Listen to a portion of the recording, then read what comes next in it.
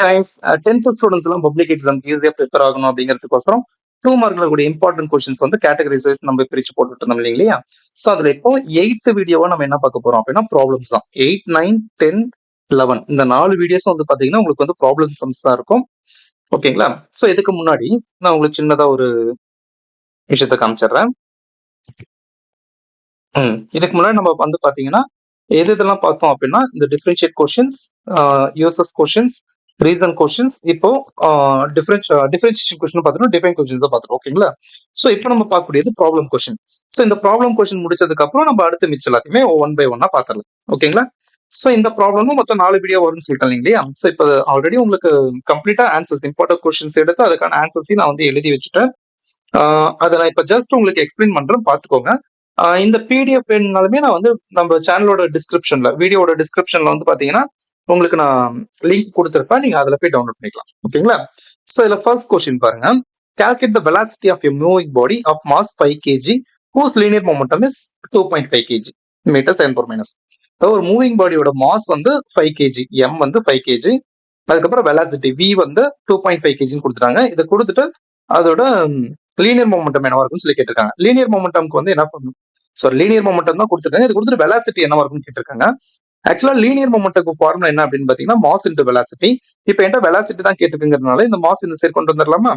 அப்ப velocity is equal to linear momentum divided by mass அப்படிங்கிறது formula. Linear momentum 2.5, mass 5. ஓகேங்களா? Linear momentum 2.5, mass வந்து 5 இருக்கு.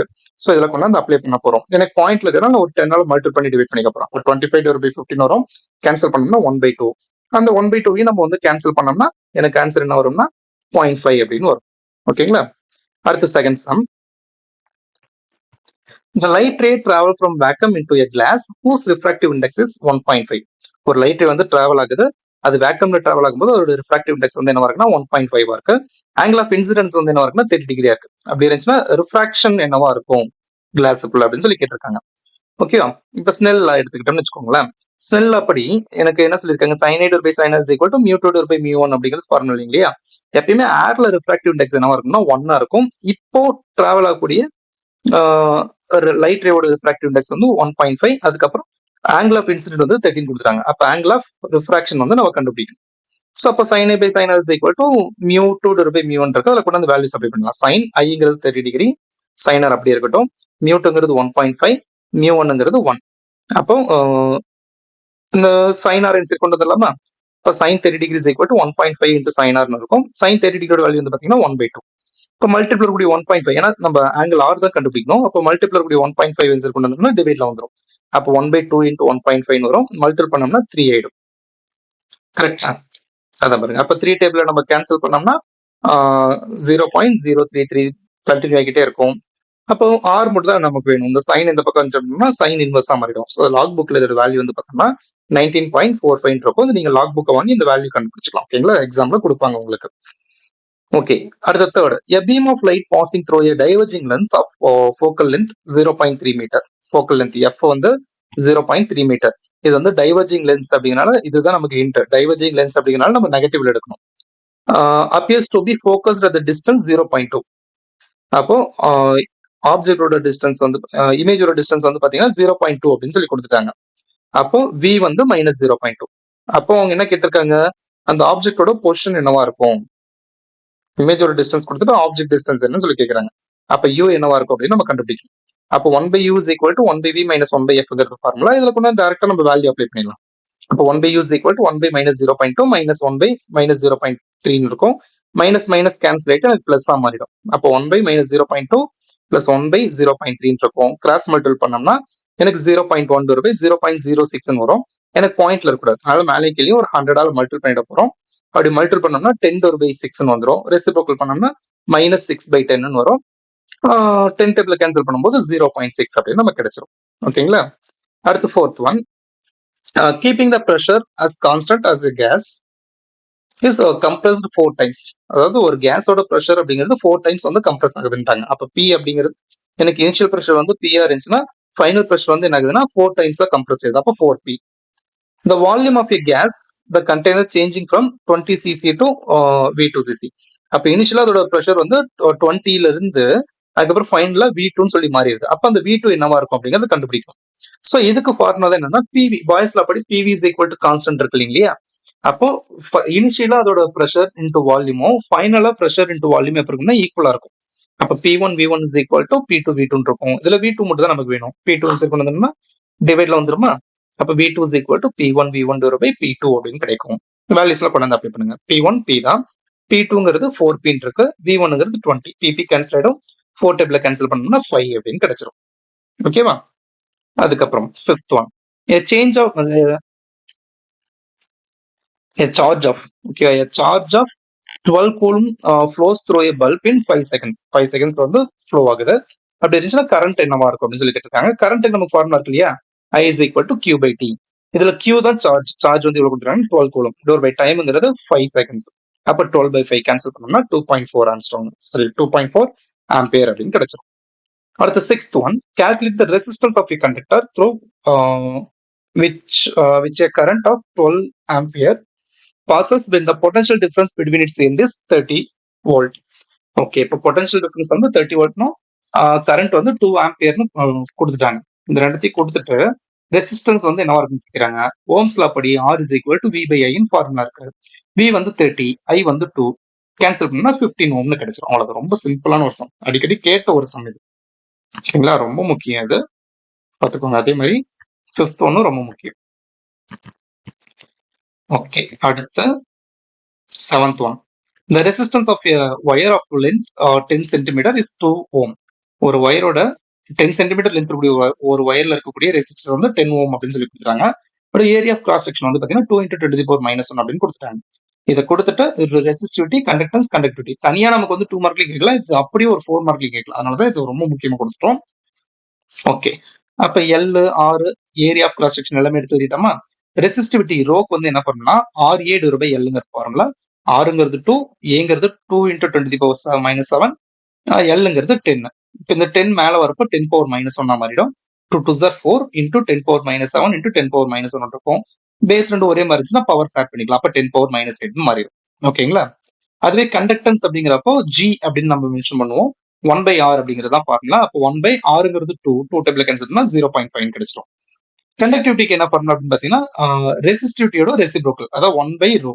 அப்போ 1/ρ வந்து 4 × 10⁻⁸ சொன்னோமா? அப்படிங்க அப்ளை பண்ணிக்கோங்க. இந்த 10⁻⁸ மேல வரப்போ பவர் பிளஸ் தான் மாறிடும். அப்போ 1/4 கிடைக்கும். 1 4 டேபிள் கேன்சல் பண்ணா 0.25. ஓகே, அடுத்து 8th one, an electrical heater of resistance 5 ohm. ஒரு எலக்ட்ரிக்கல் ஹீட்டரோட ரெசிஸ்டன்ஸ் வந்து 5 ohm. இது வந்து ஒரு எலக்ட்ரிக் சோர்ஸ் வந்து கனெக்ட் பண்ணிருக்காங்க. If a current of 6 ampere flows, இதுல வந்து 6 ஆம்பியர் கரண்ட் வந்து ஃப்ளோ ஆகுது. அதுவும் 5 மினிட்ஸ்க்கு வந்து ஃப்ளோ ஆகுது. அப்படின்னா அங்க ப்ரொடியூஸ் ஆகக்கூடிய ஹீட் என்னவா இருக்கும் அப்படின்னு சொல்லி கேட்டிருக்காங்க. பொதுவா ஹீட்டுக்கு என்ன ஃபார்முலா அப்படின்னா I² RT அப்படிங்கிறது ஃபார்முலா. அப்ப H is equal to I² அப்படிங்கிறது 6 ஆறுங்கிறது 5, Tங்கிறது டைம் நமக்கு வந்து மினிட்ஸ்ல கொடுத்துருக்காங்களா 5 மினிட்ஸ் அப்படின்ட்டு. அப்ப அது வந்து நம்ம என்ன பண்ணணும், செகண்ட்ஸ்க்கு மாத்தணும். செகண்ட்ஸ்க்கு மாத்தணும்னா 5 × 60, அவ்வளவுதான். ஒரு மினிட்ல 60 செகண்ட்ஸ் இருக்குமா? அப்ப 60 மல்டிபிள் பண்ணா 300. அப்ப 300 நீங்க அப்ளை பண்ணி ஓகேவா? அப்போ 6² 36 × 5 × 300 இருக்கும். 36 × 5 வந்து 180 × 300 மல்டிபிள் பண்ணா 54,000 ஜூல் அப்படின்னு நமக்கு கிடைச்சிடும். இதுதான் அங்க ப்ரொடியூஸ் ஆகக்கூடிய ஹீட். அதுக்கப்புறம் calculate the current and the resistance of a 100 watt 200 volt electric bulb in electrical circuit. ஒரு எலக்ட்ரிக்கல் சர்க்யூட்ல 100 வாட் பவரும் 200 வோல்ட் பொட்டன்ஷியல் டிஃபரன்ஸ் அப்ளை ஆகும்போது அங்க இருக்கக்கூடிய கரண்ட் வந்து என்னவா இருக்கும்? பவர் கொடுத்துட்டாவே கரண்ட்டுக்கு எனக்கு என்ன பண்ணணும்னா I is equal to P by V அப்படிங்கறத ஃபார்முலா. இப்ப Pங்கிறது 100 டிவைட் பை Vங்கிறது 200 கேன்சல் பண்ணோம்னா எனக்கு 1/2 வரும். 0 0 கட் ஆயிடும். ஓகேங்களா? இந்த 0 0 கட் ஆயிடுச்சுன்னா 1/2 வரும். இதை 2 டேபிள் கேன்சல் பண்ணா 0.5 ஆம்பியர். ஆனா அவங்க கேட்டது என்னன்னா ரெசிஸ்டன்ஸ், கரண்ட் அண்ட் ரெசிஸ்டன்ஸ் ரெண்டுமே கேட்டிருக்காங்க. கரண்ட் கண்டுபிடிச்சிட்டோமா? ரெசிஸ்டன்ஸ்க்கு V by I ஃபார்முலா இருக்கு இல்லையா? R is equal to V by Ohm's law படி அதுல கொண்டு வந்து அப்ளை பண்றோம். அப்போ 200 Vங்கிறது 200 by 0.5. நம்ம ஒரு 10 மல்டிபிள் பண்ணா பாயிண்ட் கேன்சல் ஆயிடும். அப்ப 2000 டிவைட் பை 5 வரும். 5 டேபிள் கேன்சல் பண்ணா 400 ஓம் அப்படின்னு கிடைச்சிடும். ஓகேவா?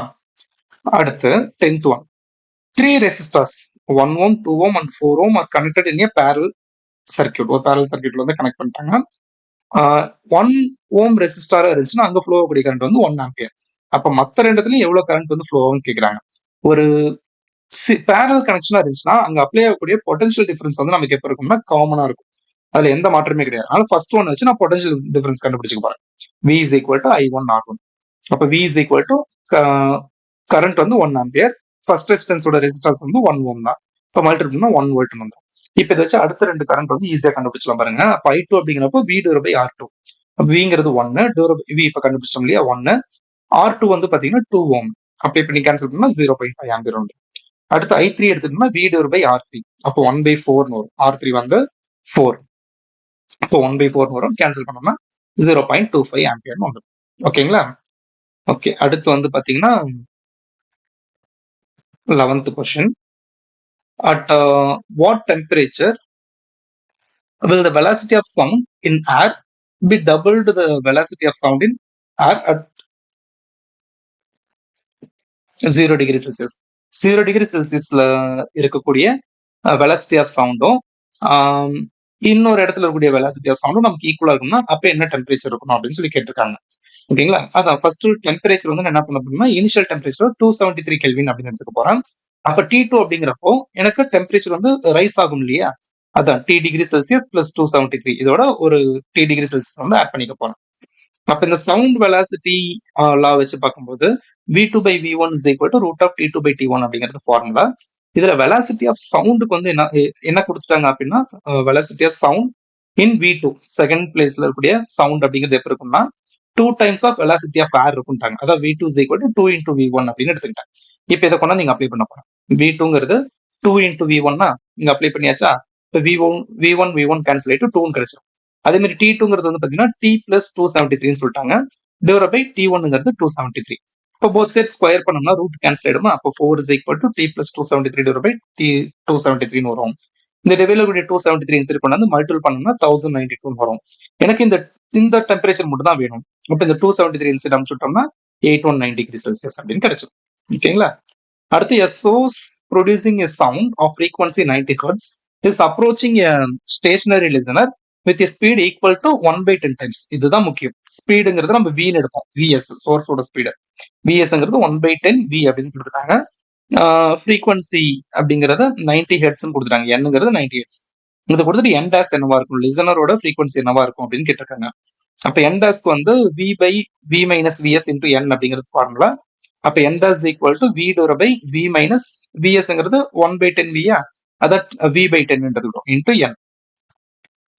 இப்ப இங்க நம்ம கிராஸ் மல்டிபிள் பண்ணோம்னு வச்சுக்கோங்களேன். 10V minus V by 10 வந்துடும். கிராஸ் மல்டிபிள் பண்ணிருக்காங்க. இது அப்படியே ரெசிப்ரோக்கல் பண்ணும்போது இந்த 10 மேல மல்டிபிள் வந்துடும். தேர்ட் டிவிஷன்ல இருக்கக்கூடியது ஃபர்ஸ்ட் பிளேஸ்க்கு வந்துடும். அப்ப 10V divided by 9V into N வரும்.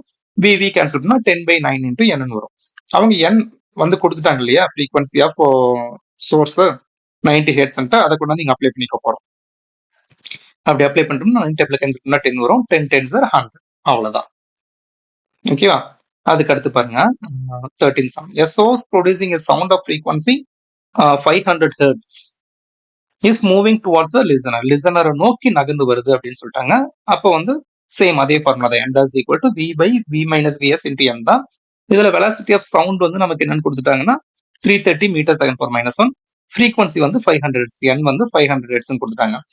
அதுக்கப்புறம் வெலாசிட்டி ஆஃப் லிசனர் வந்து பாத்தீங்கன்னா 30 மீட்டர் செகண்ட் பவர் மைனஸ் 1 கொடுத்துட்டாங்க. அப்ப கொண்டாந்து அப்ளை பண்ணுங்க. N dash equal to V divided by V minus VS into N. அப்ப N dash equal to Vங்கிறது 330 divided by 330 minus VSங்கிறது 330 into 500. இப்போ 330ல 30 போச்சுன்னா 300 வருமா? இப்போ 2 ஜீரோக்கு 2 ஜீரோ கட் பண்ணிடலாம். அடுத்து 3 டேபிள்ல கேன்சல் பண்ணோம்னா இங்க 11 டைம்ஸ் வரும். அப்போ 110 into 5 இருக்கும். மல்டிபிள்னா 550 Hz. அடுத்த question. At what speed a source of sound move away from a stationary observer? Away from அப்படின்னு கொடுத்துட்டாங்க. அப்ப ஃபார்முலால மைனஸ் நமக்கு பிளஸ் வரும். So that observer finds the apparent frequency equal to that to half of the original frequency. அப்போ அந்த சோர்ஸோட frequency அப்படிங்கிறது லிசனரோட ஃப்ரீக்வன்சில பாதியா இருக்கு. அதாவது ஒரிஜினல் ஃப்ரீக்வன்சில பாதியா இருக்கு. அப்ப N டேஷ்ங்கிறது இந்த ஒரிஜினல் ஃப்ரீக்வன்சி Nல பாதியா இருக்குட்டாங்க. அப்ப N/2. அப்ப N dash equal to V divided by V plus VS into N. ஏன் இங்க பிளஸ் எடுக்கிறோம்னா அவங்க சொல்லிட்டாங்க அவே ஃப்ரம் த லிசனர் அப்படின்னு சொல்லி கொடுத்துட்டாங்க. Away from the stationary observer அப்படின்னு கொடுத்துட்டாங்க இல்லையா, அதனாலதான் அங்க வந்து பிளஸ்ல எடுத்துக்க போறோம். ஓகேவா? ஸோ அப்போ இதில் கொண்டு வந்து வேல்யூஸ் அப்ளை பண்ணிடலாம். அப்போ என் டேஸ் வந்து n by 2 கிடைச்சிச்சு. அப்போ n by 2 is equal to v by v plus vs into n வரும். போத் சைடு n கேன்சல் பண்ணிடலாம். ஓகேவா? n கேன்சல் பண்ணிட்டோம்னா இந்த 2 இந்த பக்கம் 1 by 2 into v door by v plus vs இருக்கும். இதை இந்த பக்கமும் இந்த 2 இந்த பக்கம் அப்படியே கிராஸ் தான் மல்டிபிள் பண்ணி விட்டோம்னா v plus vs is equal to 2v கிடைச்சிடும். இந்த பிளஸ் v இன்சர்ட் பண்ணுச்சுன்னா மைனஸ் v மாறிடுமா, 2vல ஒரு v போயிடுச்சுன்னா v. அப்போ vs is equal to v. அதாவது அந்த ஸ்டேஷனரி லிசனரோட வெலாசிட்டியும் அதுக்கப்புறம் அங்க இருக்கக்கூடிய சவுண்டோட சோர்ஸோட வெலாசிட்டியும் ஈக்குவலா இருந்துச்சு அப்படின்னா நமக்கு வந்து அந்த ஆஃப் கண்டிஷன் வந்து அப்ளை ஆகும். ஓகேங்களா? ஸோ அடுத்த 15th கொஸ்டின் பாருங்க. ஐடென்டிஃபை த ஏபிசிடி வந்து கண்டுபிடிக்கணும். இதுல அலுமினியம் 1327 அப்படிங்கிறது ஏங்கிற ஒரு எலமெண்டோட ரியாக்ட் ரேட்டை பாஸ்பரஸ் 1530 கன்வெர்ட் ஆகுது. பிங்கிற ஒரு காம்போசிஷன் வந்து கொடுக்குது. அப்போ எனக்கு இங்க 13ல இருந்து என்னவா மாறி இருக்கு, 15 மாறி இருக்கா. அப்ப அட்டாமிக் நம்பர் 2 இன்க்ரீஸ் ஆயிருக்கு. அட்டாமிக் நம்பர் 2 இருக்கக்கூடிய ஒரு எலமெண்ட் என்ன அப்படின்னு பாத்தீங்கன்னா ஹீலியம் தான். ஓகே, என்னது ஹீலியம். அப்ப ஹீலியம் 24 ரியாக்ட் ஆகுது. அப்ப மேல வந்து பாத்தீங்கன்னா 27 + 4 31 வருமா, ஆனா இங்க 30 தானே இருக்கு. அப்ப வேற ஏதோ ஒன்று வந்து இங்க ரிமூவ் ஆயிருக்கு. அது என்னதுன்னா அட்டாமிக் நம்பர் ஈக்குவல் ஆயிடுச்சு. அப்ப அது 0ன்னு அட்டாமிக் நம்பரும் மாஸ் நம்பர் வந்து 1 இருக்கிற மாதிரி ரிமூவ் ஆயிருக்கு. அதுதான் நமக்கு என்னதுன்னா நியூட்ரான். அப்ப ஏங்கிறது நியூட்ரான், சாரி ஏங்கிறது ஹீலியம், பிங்கிறது நியூட்ரான். அடுத்து மெக்னீசியம் பியோட ரியாக்ட் ஆயிட்டு சோடியமையும் சிங்கிற ஒரு எலமெண்ட்டையும் கொடுக்குது. இப்ப பி வந்து நம்ம கண்டுபிடிச்சிட்டோம் நியூட்ரான் அப்படின்ட்டு. பி வந்து என்னது நியூட்ரான் அப்படின்னு கண்டுபிடிச்சிட்டோம் இல்லையா, அதை கொண்டாந்து நீங்க அப்ளை பண்ணிக்க போறேன். அப்ப நியூட்ரானோட ரியாக்ட் ஆகும்போது 11 + 0 11 தான்.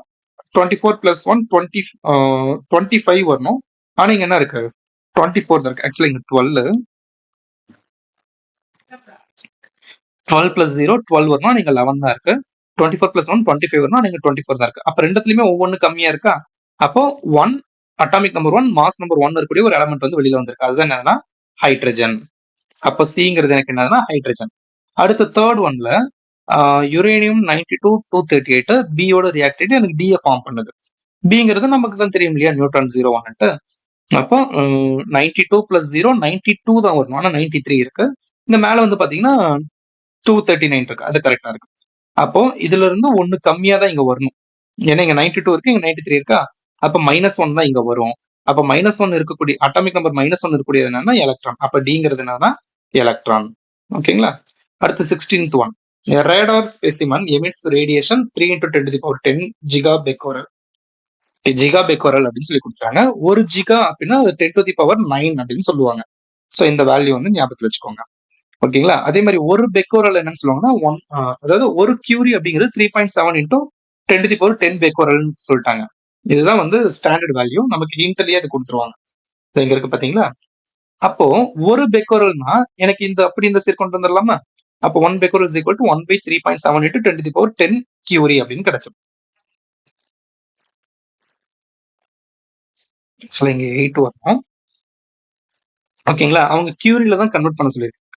அப்போ 3.7 × 10⁸ பெக்கோரல் இருக்கு அப்படின்னா நம்ம என்ன பண்ணணும், 10⁻.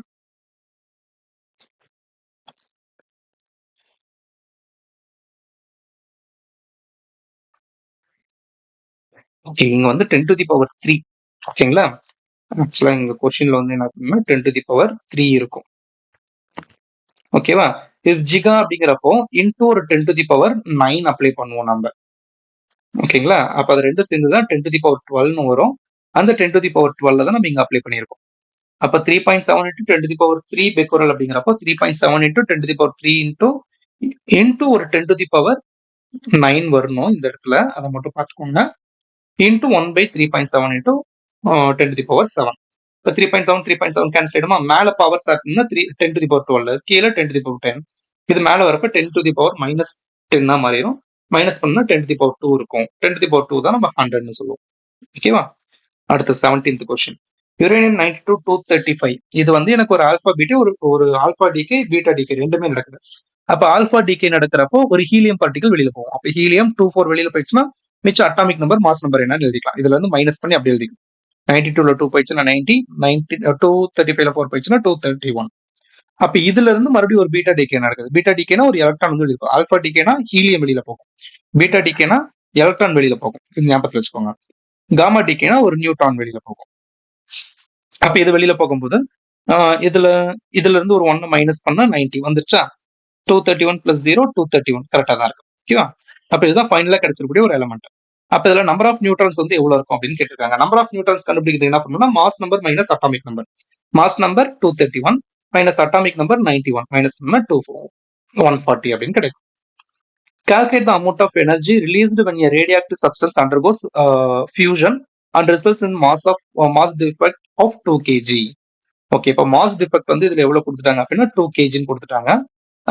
பொதுவா சவுண்டோட வெலாசிட்டி வந்து வெலாசிட்டி ஆஃப் லைட் வந்து பாத்தீங்கன்னா 3 into 10⁸ இல்லையா? இப்போ இது கொடுத்துட்டு எவ்வளவு எனர்ஜி வந்து ரிலீஸ் ஆயிருக்குன்னு சொல்லி கேட்டிருக்காங்க. இப்போ வெலாசிட்டியும் மாஸ் இருந்துச்சுன்னா ஐன்ஸ்டீன் ஈக்குவேஷன் படி is equal to mc square formula இருக்கு இல்லையா? அதில் அப்ளை பண்ணிட போறோம். அப்போ 2 into 3 into 10⁸ the whole square வரும். ஸ்கொயர் உள்ள அப்ளை பண்ணா 3 ஸ்கொயர் 9, 10⁸ ஸ்கொயர் பண்ணா 10⁻16 மாறிடும். அப்போ 2 9s 18, 18 into 10⁻16 இருக்கும். அப்போ இது ஒரு டிஜிட் தள்ளி பாயிண்ட் வைக்கணும் அப்படிங்கிறப்போ டுவர்ட்ஸ் லெஃப்ட் வந்து நம்ம மூவ் பண்றோமோ அப்போ பவர் வந்து 1 ஆட் ஆயிக்கும். அப்போ 10⁻7 1.8 into 10⁻17 ஜூல் அப்படின்னு கிடைச்சிரும். ஓகேங்களா? ஸோ இதுல வந்து டோட்டலா 17 சம் இருக்கனால நம்ம கொஞ்சம் ஃபாஸ்டா தான் எக்ஸ்பிளைன் பண்ணியிருப்போம். நீங்க இதை பிரிண்ட் போட்டு ஒரு தடவை ஒர்க் அவுட் பண்ணி பாருங்க, உங்களுக்கு ஈஸியா இருக்கும். இதே மாதிரி அடுத்து பிசிக்ஸ்ல இருக்கக்கூடிய எக்ஸசைஸ் ப்ராப்ளம்ஸும் கெமிஸ்ட்ரியோட சால்வ்டு ப்ராப்ளம் அண்ட் எக்ஸசைஸ் ப்ராப்ளம்ஸும் உங்களுக்கு அடுத்தடுத்த வீடியோஸ்ல வந்துகிட்டே இருக்கும். ஓகேங்களா? ஸோ அதுக்கு நீங்க நம்ம சேனலை வந்து சப்ஸ்கிரைப் பண்ணிட்டு வெயிட் பண்ணீங்க அப்படின்னா உங்களுக்கு நோட்டிபிகேஷன்ஸ் வந்து வந்துடும். அப்பதான் உங்களால ஈஸியா இதை வந்து பார்க்க முடியும். ஓகேங்களா? ஸோ இதுக்கு கண்டிப்பா பப்ளிக் எக்ஸாம்க்கு இதுல இருந்து மட்டும் தான் உங்களுக்கு கொஸ்டின்ஸ் வரும், ப்ராப்ளம் கொஸ்டின்ஸ்லாம். இப்ப இதுலயே வந்து பாத்தீங்கன்னா ஒரு 2 மார்க்கும் ஒரு 4 மார்க்கும் உங்களுக்கு கவர் ஆயிடும். ஓகேங்களா? ஏன்னா நமக்கு பிசிக்ஸ்ல 2 மார்க்கும் கெமிஸ்ட்ரில 4 மார்க்கும் கேட்பாங்க. இந்த 4 வீடியோஸ் பாத்தீங்கன்னா உங்களுக்கு வந்து ஈஸியா கவர் ஆயிடும். ஸோ அதுக்காக தான் ரெடி பண்ணிட்டு இருக்கோம். முடிஞ்ச அளவுக்கு இதை உங்க ஃப்ரெண்ட்ஸ் எல்லாத்துக்குமே ஷேர் பண்ணுங்க. இது வரைக்கும் நம்ம சேனல் சப்ஸ்கிரைப் பண்ணாம பார்த்துருக்கக்கூடிய எல்லாருமே நம்ம சேனலை சப்ஸ்கிரைப் பண்ணிடுங்க. அடுத்தடுத்த நோட்டிபிகேஷன் வந்து உங்களுக்கு வரணுங்கிறதுக்காக தான். அதே மாதிரி உங்க ஃப்ரெண்ட்ஸ் எல்லாத்துக்குமே ஷேர் பண்ணி அவங்களையுமே சப்ஸ்கிரைப் பண்ண சொல்லுங்க. ஓகேங்களா?